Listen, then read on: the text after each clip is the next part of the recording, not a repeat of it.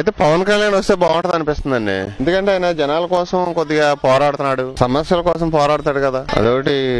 అందులో చాలా మంది సీఎంలు అయ్యారు, పవన్ కళ్యాణ్ కూడా అయితే ఒకసారి చూస్తే బాగుంటదని నా ఆలోచన. పర్వాలేదండి, పరిపాలన అంటే ఇబ్బంది అయితే ఏం లేదు. అలా అని చెప్పి ఎక్కువగా చేసింది కూడా ఏం లేదు. లోడ్ బడ్జెట్ లో ఉంది కాబట్టి వాళ్ళు ఏం చేయలేరు. కాకపోతే కొద్దిగా పర్వాలేదు. చంద్రబాబు నాయుడు గారు ఎప్పుడు సీనియర్ మోస్ట్ కాబట్టి కొద్దిగా బెటరే.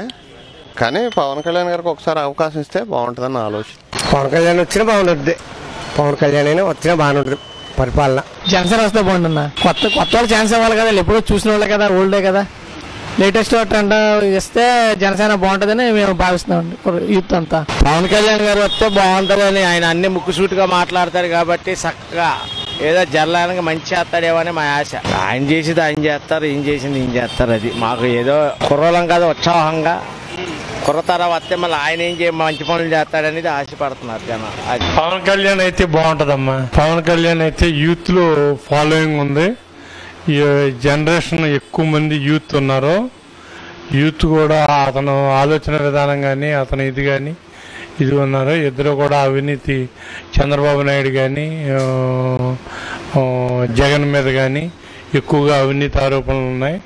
ఇతనైతే కనుక అవినీతి ఆరోపణలు లేవు, సేవా దృక్పథంతో చేస్తానంటున్నాడు. 4 ఏళ్ళ పరిపాలన పోలవరం కదలట్లేదు. ఈ పరిపాలన కన్నా కూడా జగన్ ఒకసారి అవకాశం ఇమ్మంటున్నాడు. జగన్ అవకాశం, అతని అవకాశం కన్నా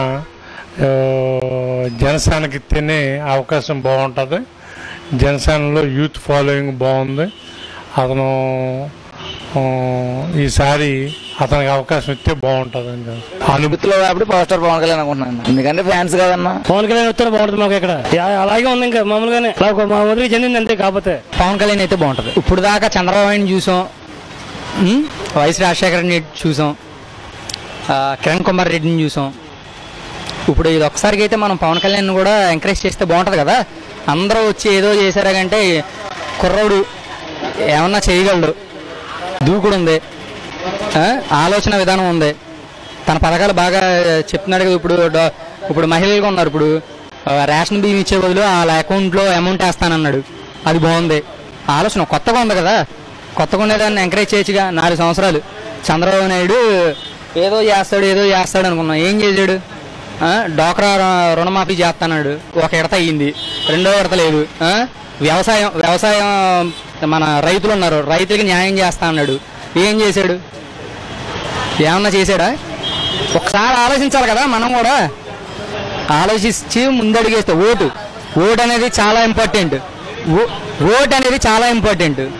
ఆ ఓటుని సరిగ్గా మనం వినియోగించుకున్నట్లయితే మన దేశం భవిష్యత్తు, మన రాష్ట్ర భవిష్యత్తు కూడా మారిపోతుంది. సార్ ఒక్క నిమిషం ఆగండి సార్. మీ పేరు ఏం పేరు సార్? నా పేరు రాజశేఖర్ అండి. సార్ నెక్స్ట్ ఎలక్షన్స్ జరుగుతున్నాయి కదా, ఎవరు సీఎం అయితే బాగుంటుంది అనుకుంటున్నారు మీ ఉద్దేశం? పవన్ కళ్యాణ్ అయితే బాగుండిద్దామని అనుకుంటున్నాను. సార్ చంద్రబాబు నాయుడు గారు మంచి పనులు చేయలేదండి? చేశారు. ఇంకా పవన్ కళ్యాణ్ వస్తే ఇంకా బాగుంటుందని నా ఉద్దేశం. మంచి పనులు, వాళ్ళ మేనిఫెస్టో కూడా చాలా బాగుంది, అందరికి ఉపయోగపడిద్దని నేను అనుకుంటున్నాను. సార్ ఒక్క నిమిషం అండి. మీ పేరు ఏం పేరు సార్? నా పేరు శ్రీనివాసరావు అండి, వెంకట శ్రీనివాసరావు. నెక్స్ట్ ఎలక్షన్స్ జరుగుతున్నాయి కదా, ఎవరు సీఎం అయితే మీరు బాగుంటుంది అనుకుంటున్నారు? పవన్ కళ్యాణ్ గారు సీఎం అయితే బాగుంది అనుకుంటున్నాను. అతను సినీ రంగంలో నుంచి కూడా వచ్చాడు. అతను అది వదులుకొని కొన్ని వేల కోట్లు సినీ రంగంలో నుంచి వదులుకొని ప్రజల కోసం, రాజకీయాల కోసం వచ్చాడు. ప్రజల కోసం అతను వస్తే చాలా బాగుంటుంది అనుకుంటున్నాం. అంటే వారికి అనుభవం లేదు కదండి. దీనికి సంబంధం లేదండి. అనుభవం లేని వాళ్ళు అందరూ ఎంపీలు, ఎమ్మెల్యేలు చాలామంది అవుతున్నారు. ప్రజల కోసం వచ్చినాడు కాబట్టి అతనికి ఒక అవకాశం ఇద్దామని మేము ఆలోచిస్తున్నాం. ఇప్పుడు చంద్రబాబు నాయుడు గారు మంచి పనులు చేశారా లేదండి? ఇంకా అది మంచి పనులు చెడ్డ పనులు అనేది కాదు. ఒకసారి పవన్ కళ్యాణ్కి కూడా అవకాశం ఇవ్వాలని మేము అనుకుంటున్నాం. జగన్మోహన్ రెడ్డి గారు కూడా ఉన్నారు కదా, వాళ్ళకనేం కాదు, అనుభవానికి వాళ్ళకి వీళ్ళకి సంబంధం లేదండి. ఎవరి రాజకీయాలు వాళ్ళవి. మా పవన్ కళ్యాణ్ గారికి మేము పవన్ కళ్యాణ్ అభిమాని, నేను వేరే అభిమాని. ఆయనకి ఒకసారి అవకాశం ఇస్తే చాలా బాగుంటుందని అనుకుంటున్నాం. మా గుంటూరు ప్రజలు, మొత్తం గుంటూరు జిల్లా ప్రజలమే ఇక్కడికి వస్తే, పర్యటనకి ఇక్కడికి వస్తే పూర్తిగా మద్దతు ఇస్తామని అనుకుంటున్నాం సార్. ఒక్క నిమిషం ఆగండి సార్. మీ పేరు ఏం పేరు సార్? గోపి సార్. మీకు నెక్స్ట్ ఎలక్షన్స్ జరుగుతున్నాయి కదా, ఎవరు సీఎం అయితే బాగుంటుంది అనుకుంటున్నారు? పవన్ కళ్యాణ్ అయితే బాగుంటుంది సార్. ఎందుకని చంద్రబాబు నాయుడు గారు మంచి పనులు చేయలేదా? మీకు పవన్ కళ్యాణ్ అయితే బాగుంటుంది అనుకుంటున్నారు మీ ఉద్దేశం? కొంచెం బాగా అన్ని పనులు బాగా చేస్తారు, రోడ్లు బాగా చేస్తారు, బాగానే ఉంటుంది. నెక్స్ట్ సీఎం అయితే బాగుంటుంది. ఇక్కడ ఒక ఆయన ఉన్నారు, ఆయన మాటలో తెలుసుకుందాం. మీ పేరు ఏందండి? ప్రసన్న బాబు. ఏం చేస్తారండి మీరు? నేను మెడికల్లో జాబ్ చేస్తున్నాను.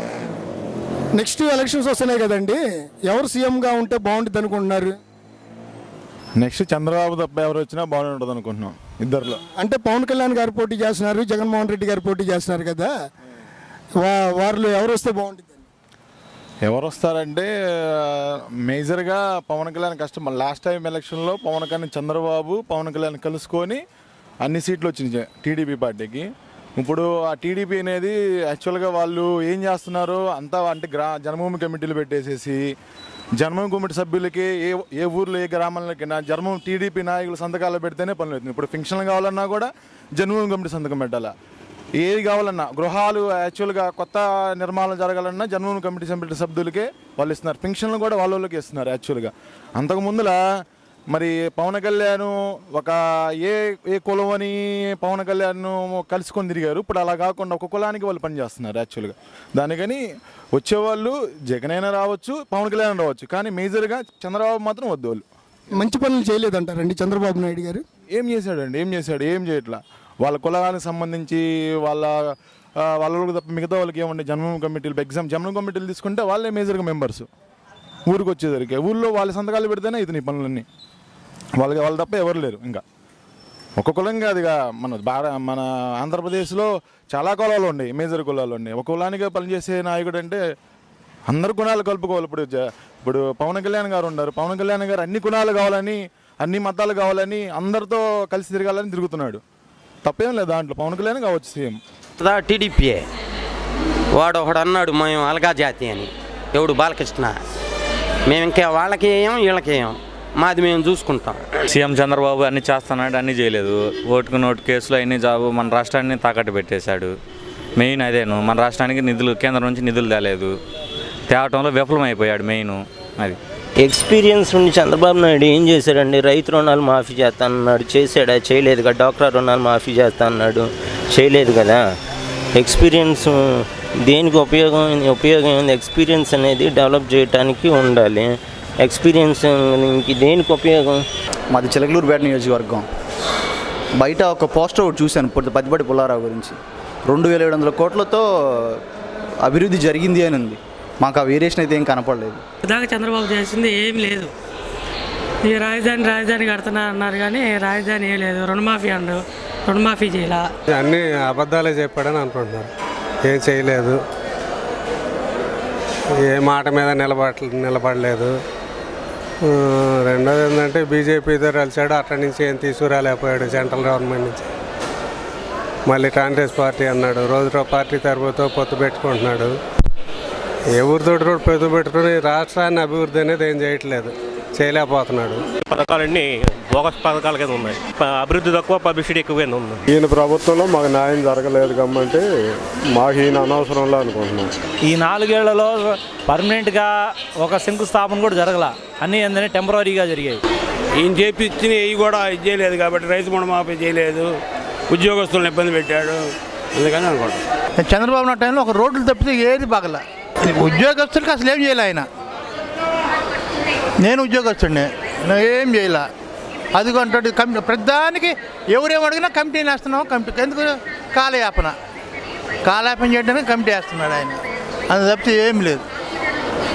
ఊరక మాటల ప్రభుత్వం ఇది, చేత ప్రభుత్వం కాదు.